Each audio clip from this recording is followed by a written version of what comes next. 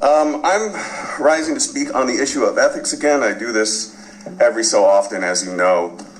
I caught the mayor in 2019 taking illegal contributions. I brought with me today the political fundraisers guide, which is given to every candidate in the campaign packet provided by Mr. Buskin when you sign up in Arlington.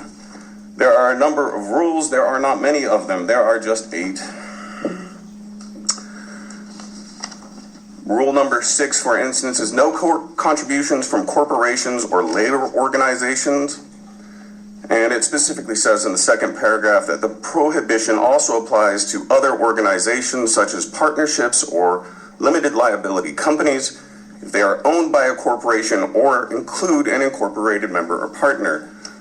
I complained in 2019 about Andy Peel's acceptance of money from Oak Hollow Group Limited, which is an LLC, because it is owned by Oak Hollow Properties, Inc., which is owned by CHS Architects, Inc., which is owned by Moji Haddad, who is the vice president of our Economic Development Corporation.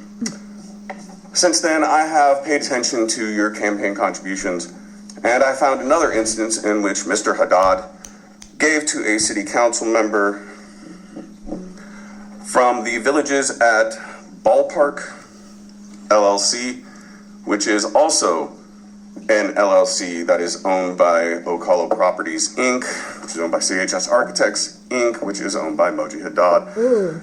This constitutes a third-degree felony, 2 to 10 years in jail with a $10,000 fine. The state of Texas takes this pretty seriously. There are just 8 rules when you take money from people. No cash contributions over $100. Former Councilman Charlie Parker used to hand Jeff Williams an envelope of money that he described. It also says here, rule number 8, no misuse of government property to campaign. Chapter 39 of the Penal Code prohibits a public servant from using government property, services, personnel, or anything of value belonging to obtain a benefit or to harm or defraud another. The commission has held that the use of state computers, blah, blah, blah. Last I checked, the city of Arlington still owns Choctaw Stadium. It is operated by the Texas Rangers. The Texas Rangers have created REV Entertainment, LLC, which they assure the public and the media that is a separate set of books and a separate company. However, they have access to Choctaw Stadium. I know this because there was a gift of in-kind contributions given to a member of this council, over $5,000 an in-kind contribution, representing something like 80% of the total cost of renting. I find this to be distasteful.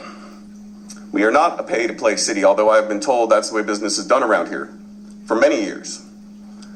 Been called slanderous by our mayor. I have been relegated to the sideline, as Sherry Capehart once said. It was nice to see her again. It was nice to see Jim Maybach and so many members of the Term Limits Advisory Committee still running around up here. Please do due diligence on the checks you receive from local developers. Thank you.